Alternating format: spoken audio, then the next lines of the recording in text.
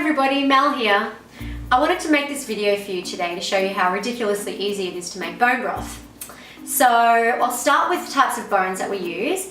I prefer to use chicken carcasses because one, they're cheap, two, they're great because they're full of cartilage and connective tissues, which is exactly what you want. If you're going to use chicken, chicken necks and chicken feet are really great. Now carcasses, what I like to use, really super cheap.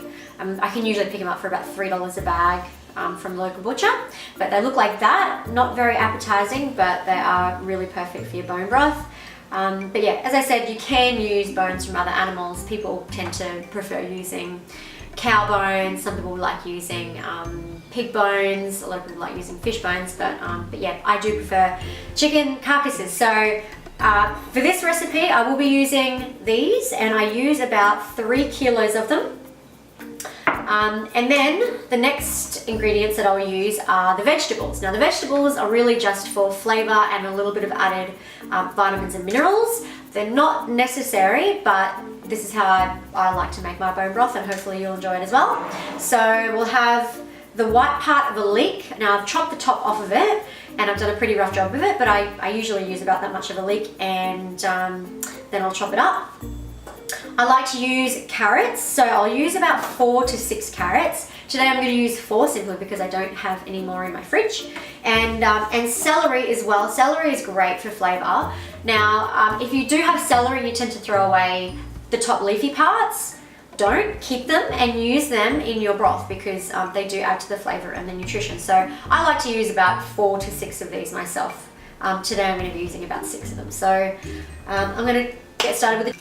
So chopping the leek, none of this chopping has to be really particular. I'll just chop it into maybe quarters, should be fine.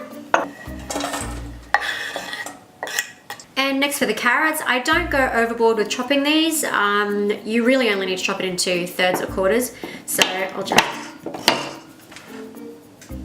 do a bit of that and then pop them in with the rest of them. Next we have our celery with all the leaves on it. Again, you don't have to be particular, you don't have to make it all nice and fine. It all goes into the broth anyway, so I'm just going to cut it into probably about 6 different pieces, maybe not even that. So just like so, really quick, do it as one big bunch, and then we are done, and pop them in with the rest of the veggies, and then we will be good to go. Okay, now I'm going to put in my chicken carcasses into the water. I'm using a very large pot because I want to be able to put at least 9 litres of water in there. And the amount of water you want to actually have is to cover, just cover the amount of chicken that you have. So I've sort of estimated what I was going to put in there beforehand. And now I'm just adding the chicken carcasses to the water. And then I'll follow it up with the vegetables. So chuck all those veggies in there. And I'm going to add my vinegar. That was the 1/4 of a cup of vinegar.